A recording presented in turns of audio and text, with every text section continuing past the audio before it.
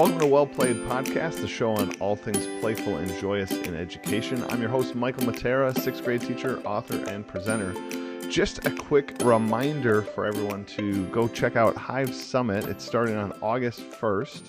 It's free PD for educators. We got 9 great presenters there sharing out ideas, and coming up, leading up to the event, we're putting out last year's 9 presenters. You can watch those videos through these honey drops we're sending. In fact, one is going out this week. And so really, we would love to have all of you at the Hive Summit. So go to hivesummit.org and sign up for this free PD. All right, now let's get down to today's episode 118.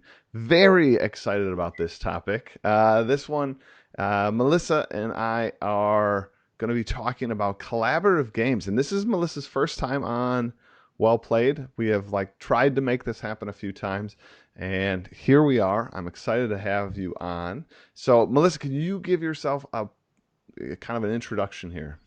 So I teach at Valentine High School, which is a really small rural school in Nebraska, and we have about 200 students, 912, and to give you an idea of how rural it is, we're about 2 hours from Walmart. Wow, if Walmart hasn't made it closer than a 2-hour sort of perimeter to you, that's woo! Right. So the kids here were pretty isolated, definitely used to doing a lot of driving, but they're good kids. I teach just juniors and seniors in the school, English language arts. And this year, I'm also doing a little tech integration /PD /whatever, mentoring, supervising Many hats. Teachers. Yeah, whatever I can fit into that one period, I get a gift period from the principal. So I'm excited to kind of take that on and see what's going to happen from it. Well, like I said, I'm super excited to have you on. Melissa has done all sorts of things with sort of gamification and game-based learning, and has presented. I have seen her at Summer Spark present, another conference you guys should check out. Gotta go to Summer Spark. Summer Spark is amazing. It's here in Milwaukee in June, so check that out this coming year, and you will probably see both of us there again. Mm-hmm.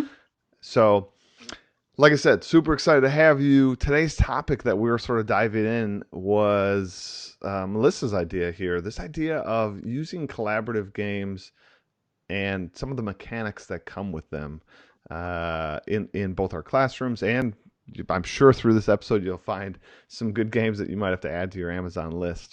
Sorry about that. Little disclaimer. This episode may cost you money in the end. I almost promised that it will cost you money. Yeah, so you should probably get kickbacks from Amazon for this one. That'd be nice. That'd be really nice. So, all right. So everyone, we're talking about these collaborative games. Collaborative games were, I don't know, probably like 4 or 5 years ago. That was kind of a new genre in board games. It really hadn't been done, at least in a big way. None of them took off. There might have been some ones I don't know about, but really the game Pandemic, I think, is the game that really brought collaborative gaming to the space. And just a quick kind of definition, if you want to give one, to what collaborative board games or card games are kind of like. I guess my definition would be, instead of individuals competing against each other and there was only one winner, instead everyone's working as a team, and then as a team you either win or you lose to the game itself. So it's just kind of more of a boss battle type thing than it is of individuals trying to beat each other. Yeah, so like the game itself is the player that you're sort of up against, and the game is going to be constantly sort of throwing stuff at you that you as a collaborative team have to sort of defeat or overcome or solve these puzzles, however you kind of want to view it. Right. But very popular and can be incredibly fun. So I mentioned Pandemic already. Pandemic being this like board game where there's disease breaking out over the United States is the original. Or no, sorry, the Mhm. world. My bad. The world. Right.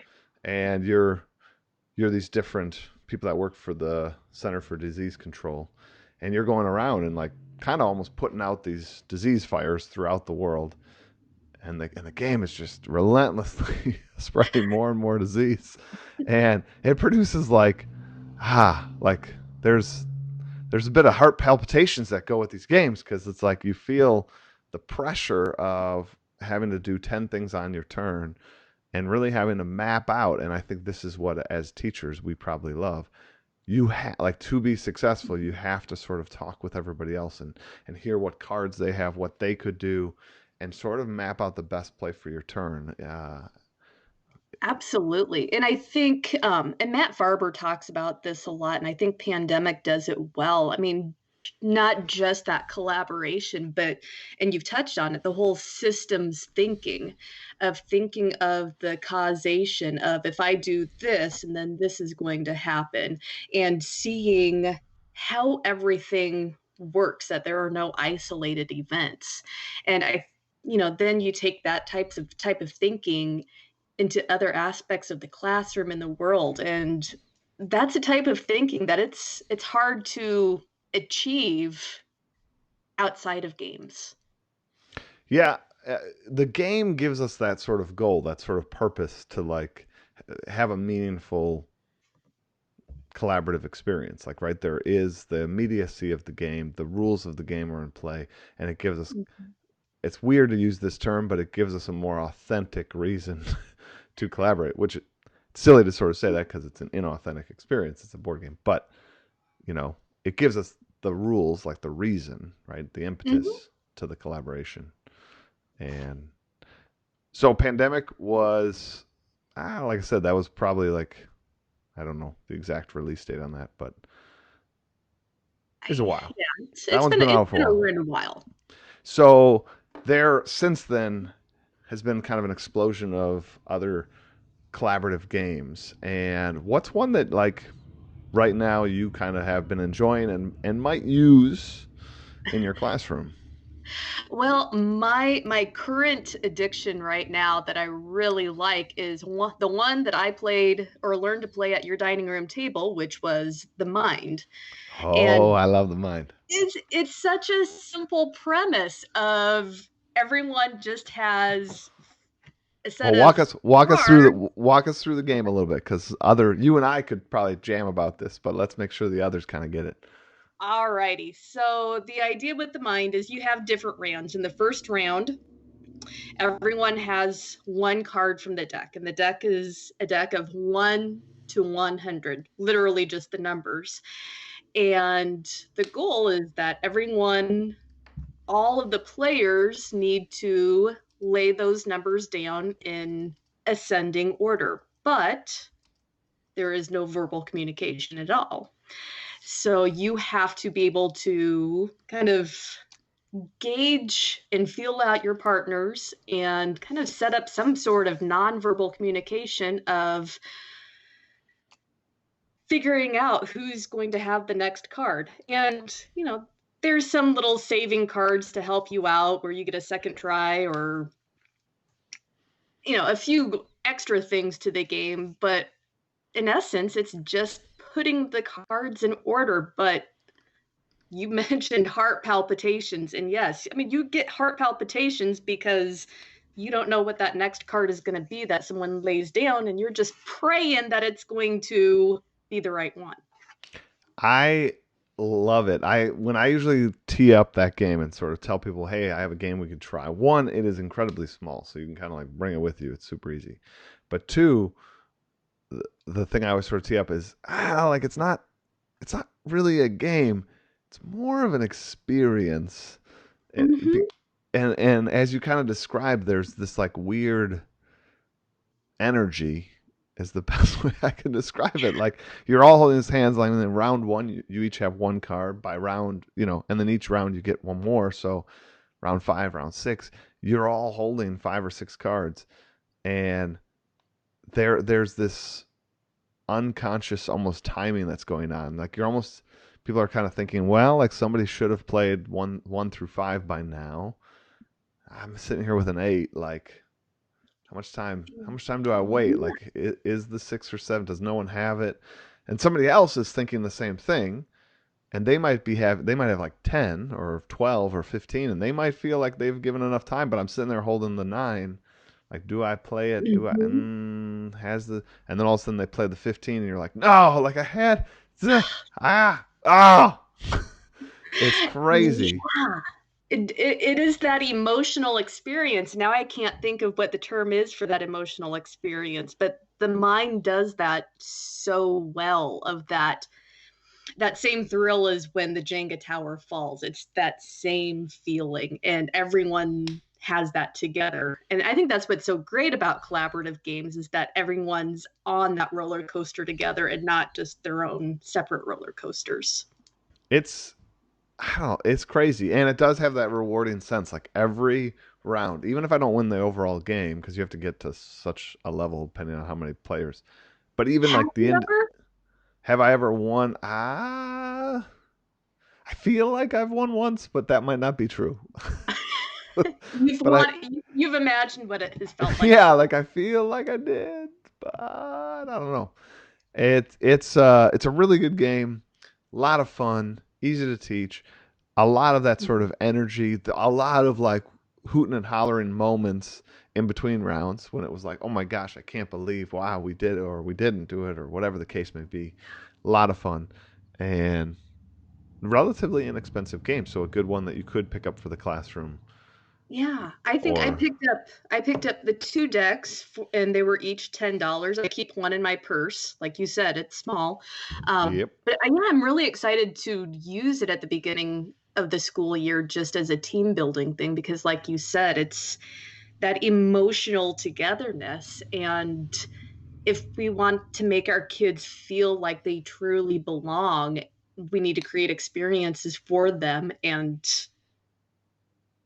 there's no Games are greater experience than an emotional experience for Yeah, and them to games be are together. such a good way, like I say in the intro that this is, about sort of bringing joy into education in our lives, and obviously I think games are a great way to do just that. I absolutely love what they bring to the table, no pun intended.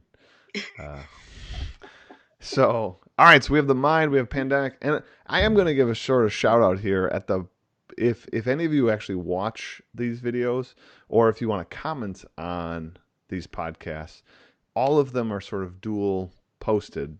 You can get it in all of your podcast areas, but my YouTube channel has the video version of this, and it's a great place to sort of curate that conversation. So if you want to like chime into the conversation, you want to share a good game that you want all of us to know about, put it in the comment on the YouTube channel. This is episode 118, and I'm gonna try this. We'll see. I'll actually post links down below in the description to all of these board games. So if you're nervously trying to jot them down, check out the YouTube, and you can get direct links to these games. So, all right. So we have the mind, we have pandemic. Let's hear some other ones. I have one I used with my students that I'm kind of excited to share. It's called Magic Maze, and Do tell, do tell. if you like the mind, I think you'll enjoy the Magic Maze. So it's a Okay. modular board, which means you're gonna set it up differently every time you play it. Hmm. Uh, and the theme is it's kind of ridiculous. You're these four sort of classic adventurers, like a barbarian, a mage, these kind of things, right? There's four of them. That Right. doesn't really matter. I mean, the theme's kind of pasted on. You're in a mall, and you've all lost your like special item, so you need to like go through the mall to find like, oh sorry, you sort of flip over these tiles, so you start on one tile and we don't know what the next tile is. So like I'm not certain where my axe is, Oh, right? So like we have to kind of right. get through this stack of tiles so that I can find my missing axe. But here's the twist. Each of these tiles have like little squares on them where we move our little pawns that represent us. But Hmm. in front of all of us are arrows. So we get assigned one arrow. I can only move pieces to the left You can only move pieces forward. Somebody else can only move them backwards, Ooh, right?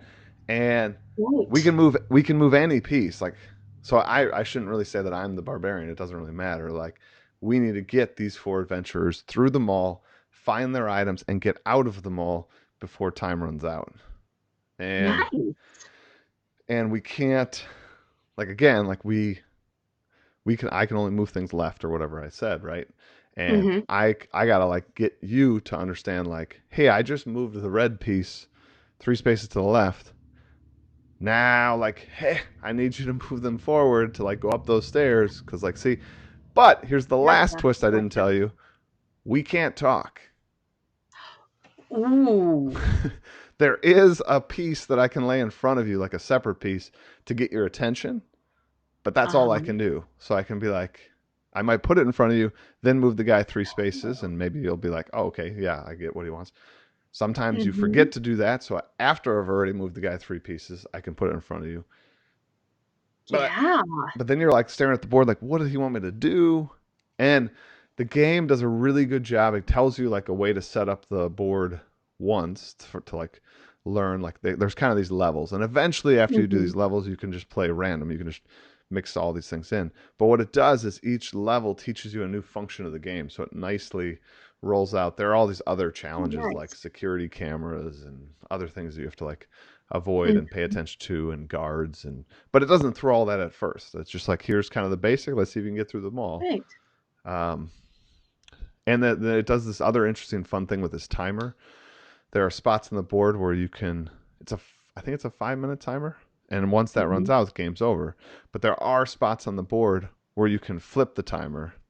So the sand timer, like, hey, like it was 5 minutes, about 3 minutes went by, and we flipped it. So now we have 3 more minutes ish. But again, you can't talk, and you're not able to take in all this information.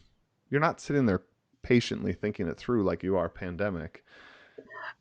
So what has happened sometimes is there's only like 15 seconds left on the timer. I go to flip the timer. Sweet, we have like 5 minutes left. But you go somewhere else on the board to flip the timer. So now it flips back, and now we only have like 20 seconds. And you're like, Oh, like crap. Like, and all these little funny zany things wow. happen, but it's just good collaboration. It doesn't take long. It's super fun.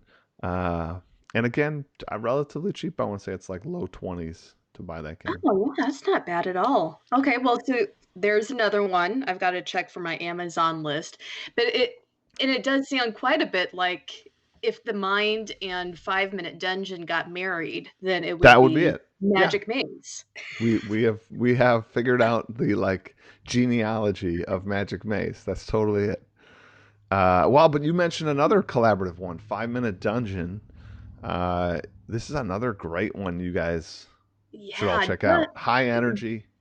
John Spike was the one who introduced me to it because he was having pre-service teachers play it, kind of as their introduction to games, and he had a lot of success, especially with the people who weren't maybe super into games, but they really enjoyed 5 Minute Dungeon because of how collaborative it was. So I think it might be one of those good gateway type games to get started with. But that's another one. I have not tried that one in my classroom. I don't know if you have or not. I have not tried it like it's not attached to any sort of curriculum or anything, but I have Mhm. played it with my students because it's so quick. So it is loud though. It produces a lot of Yes. like, so you can't necessarily like just put this in the back of a study hall room and say like, hey, play. Yeah. But as an advisor, kids get there early in the morning. They don't have to be super silent. This is a great little thing to sort of throw down and have Hmm. people play. I will sort of say one caveat to that. You do need an app to sort of play it. It works with a, I shouldn't say an app. You need a timer. Timer. You need a Yeah. timer. The app happens to just have some like funny sound effects that go with it, but you do need a 5 minute timer. So if your classroom has that, then you can throw it down. I always had to sort of let the students sort of borrow my phone in that moment, and it's always a bit of a like, I hope you make wise choices Okay. uh, Yes. moment. But it is a really good one. Check it out. It truly takes. There are some characters that can pause time, but it definitely takes less than 10 minutes to play the game, and Mhm. and that's always good for the classroom. Yeah, Some I of the think I some mean, of the there is a little bit of you it's not like the mind where you can kind of jump in. I mean, there is just a little bit of a learning curve to it, but once you got that, But I the would next still say level this is is fun. this is on the easier side though. It's Oh, yeah. kind of matching symbols. Like a boss will come up Yeah. and it'll have like three circles on the bottom, like a red one, a yellow one, and another yellow one. And now we have cards that are like red cards, yellow cards. We as a table have to throw down those matching symbols and then move to the next like card. So then we flip another one from the kind of bad deck, and now we have to match that. Um, so I mean, like relatively easy to grasp, and to be honest, Mhm. I have sort of thrown kids in. Oh, okay. Like I almost don't explain it. Like as long as one or two people in the group know it, and the other kids are like, "Well, I Right. don't get it." Like, it's just like it doesn't matter. Like so, I guess to be honest, I set them up for failure a little bit, but it's a 5 minute game. So like they'll get it in like 3 seconds when their friends yelling at them like, "Do you have a red card? Put a red card down." And then like they're like, And then "Oh, they like got red, it. I got it." They get it. They'll lose because there wasn't. But then they'll instantly smile at you and say like, "Can we play it again?" And you're like, "Yes, it was 5 minutes." Like, so that is pretty much how I teach that one again, as long as one or two people know the rules to it. Mhm. Um, Another good one that I have played in class is called Fuse. Hmm. Fuse is, I think that's another 5 minute game. They're they're diffusing bombs. There's like these, but it's just with dice. They're like you flip so many cards. I don't remember. There's like five cards in front of you, and they have Mhm. these like things you have to sort of achieve with dice. So there might be color combinations you have to deal with. It'd actually be good in like a. Forgive me, I'm not a math teacher, but whenever you sort of teach like greater than, less than sort of concepts, they because there's a lot of them that it's like you have to go like the first die has to be smaller than the second die, which has to be smaller than the third die, but it doesn't define what it is. Okay. So like you could start with a four, but then it's like, oh, then you need a five and a six, right? You could start with a Uh-huh. one, and then the middle one could be a four, then right. It's So there's 5 or 6, right? right. Some of them have a number and color combination, so it's like it has to get ascending, and the first one has to be red, the second one has to be yellow, right? So there's all these different cards, and then there's this black bag. I kind of love this element. There's this black bag, and I don't remember off the top of my head how many you get to pull off, like, but it might be like five dice or something. But Uh-huh. you have to pull them all in one, and if you don't pull exactly five, you have to throw back what you got and like pull some more. So like, there's this time element there where like, like I grabbed seven dice instead of five dice. Well, this is slowing us down. We only have 5 minutes to do all this stuff. Like, Oh. I can't remember. You might be able to pull less than five, but it's like if you go over five. So you could slowly pull one. I think that's it. You could slowly pull one at a time, or you could try to like Gotcha. grab five. But if you miss, So you're there's a wasting time. little dexterity in there as well as A little bit. Well, some of them too actually have where you have to like stack the die a certain way. So it's like there needs to be hmm. two fours on the base. Then it needs to be like ascending like one through three up. And if it falls over, like you don't like lose the dice or anything, but you are spending time like putting them back on, right? Gotcha. Uh, and 5 minutes. And again, that super pressure cooker, kind of a fun one. And I think those 5-minute games, I'm a real fan of those as opposed to the longer ones because there's something that you can do quickly. I mean, whether it's study hall or in the classroom or whatever, you can iterate again and again and again, especially if you have some kind of learning attached to that. And I I almost prefer those over longer games just because you can keep moving through and then kids get that second, third, fourth, fifth chance to For the succeed. for the classroom, hands down, like anything. I mean, 20 minutes is almost the max. Like for a classroom game, unless you're really thoughtfully like connecting it to your curriculum. uh, so I would 100% agree. I think some of the other ones that I might give quick shout outs to that are fun collaborative games, but they're probably more either for a game club, like an after school activity, or Mhm. possibly your own dining room table. I really have enjoyed the game Mysterium. I don't know if you've. Yes, I was gonna mention that. I'm glad you did. Yeah, Mysterium's this like one player. I mean, kind of like a lot of games, like apples to apples or something, right? Like one player's the judge. This is like that, except we don't rotate the judge. Like Mysterium, Mhm. one of you have been murdered is the storyline. So I'm like the ghost, and I'm trying to communicate to you how I got murdered. And there's these like various levels you have to go through, like location, like where it was at, like, and there's these cards laid out that depict the location. So each game's a little different. There might be like 5 or 6 location cards out, and I have to get you to pick the right location. There might be 5 or 6 weapons, and I got to get you to pick the right weapon. But the only way that I'm able to communicate with all of you is through very beautiful artwork. Like there's just this deck of tons of artwork, and all I can do is like, and they don't perfectly match like what you're playing to. So it's like, like I was murdered in the library.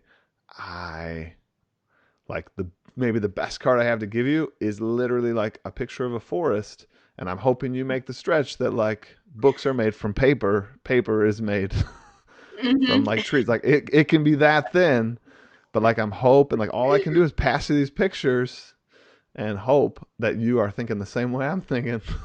Mhm. I'm not allowed to speak. It's just from the pictures passed, and it just produces interesting conversations.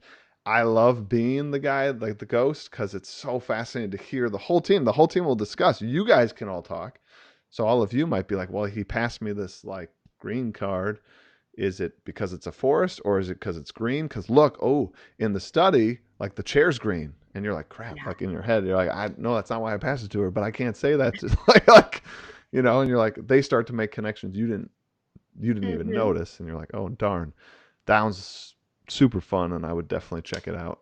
Uh, And that reminds me of the game Decrypto. Is that right? yes, I love Yeah. Decrypto. I mean, and I Big guess fan. it's not purely collaborative, but it's collaborative in the sense that you play as a team against another team. So there is some kind of collaboration It's competitively relationship built collaborative. within that. Yeah. But you're right. You have a much stronger sense. Excuse me. You have a much stronger sense of team in that one because you are definitely working together with your side for sure. Uh, yeah. So I can't really believe it. Actually that's not Oh, true. no. I can totally believe it. You know it's coming. It is reflection time. Oh. Uh, it just flies by, especially when we're talking about games. For me, like I love it. Oh, So amen. I feel like there's going to be, I'll just sort of tell everybody, there's going to have to be a follow up on this with, I think I'm going to do a YouTube video of collaborative games because this is just a great topic. There's so much more we didn't touch on. So look for that sort of follow up to come. Good. Good. I'm And excited to watch it now. Melissa, thank you so much for being on Well Played. Finally, this will not be your last stop. This is merely the first episode that you're with the Well Played Yippee. community. And everybody definitely like check out Melissa on Twitter. I know you can get her Twitter handles at MPILAKOW. And so definitely uh, follow her on Twitter. I got mixed up there with my social medias. I was like, definitely subscribe. I'm like, no, that's YouTube.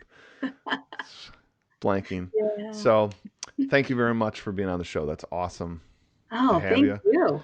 So, all right, we're going to go to reflection time. I feel like this really fits today's topic really well. Um, it comes from Sir Ken Robbins. I think we've all heard of him. Here we go. You ready? I'm ready. Most great learning happens in groups. Collaboration is the stuff of growth. How does that hit you today? Oh, absolutely. I think especially in my last semester, having started another round of grad classes, so much. I learn is from coming up with an idea, but then other people just building on to that idea and making me see perspectives that I never considered before. And, just kind of those mind-blowing moments of how much richer my thinking is when I share it with other people and then they give me feedback on it. So much more fruitful, I guess, when it's collaborative. Yeah, I think about how like there's that saying like the smartest person in the room is the room itself. Like, Oh, yeah. right? Like we come to such better ideas in a collaborative sort of environment and mode, but you have to sort of come with that right attitude. I will share with everyone that my good friend says that I am collaboratively decisive, and it is so true. I I have this need to like hear what other people think. That does not mean I'm going to like just do their idea, but hearing your idea, hearing somebody else's take, it may perfectly align and I may like do exactly what you say, or it just might be like, sweet, I've heard these 4 or 5 people and I value these 4 or 5 people's opinions, and it helps me shape and create my Yeah. decision. But like I feel like much better about the decisions I make. I feel like people have already, like my friends, the people that are like I'm running these ideas by, have already pushed Mhm. back on like what might be the problem with that idea, right? But Mhm. and sometimes I'm like, yep, and I know that, and I'm good with that. But like at least I got to hear that and hear what the other side might say, and then get to move forward. So collaboratively decisive for me is like important. It's important to hear from others, and I think it gives you a more well-rounded sort of opinion. And this quote to me sort of speaks to that. That like that's where the learning happens. Like I'm getting pushback because I'm asking people for their opinions, uh, Mhm. and it makes me think through my decisions more. And I don't know, like I think that's where growth happens when we think through things. And I think Reflections. that and I think it's scary too. And it's hard because you have to be willing to be vulnerable to do it. And as a young teacher, I didn't do that nearly enough because teaching can be just really isolating. And I think that's why Twitter is so great. But you're in that classroom alone all day, and you really have to reach out and be willing to put yourself out there and take that risk. And the rewards from it are great, but those first steps to do that are scary. 100%. So again, thank you so much for being part of the show, Melissa. It was awesome having you here. Well, thank you. Such a good time. I can't believe that time went by so fast. It does. It does. Everyone else, thank you guys for listening and learning and playing with us today. Again, check out the information on the YouTube, episode 118. I'll have the links to those games on there. Also, uh, just a reminder to sign up for Hive Summit. That's coming up. So, love to have you there. That's hivesummit.org. And as always, just connect and share your ideas on my YouTube channel. I love hearing from all of you guys. We're kind of changing the world together, building a better space for our kids and ourselves. So post on there, enjoy your week, and play on.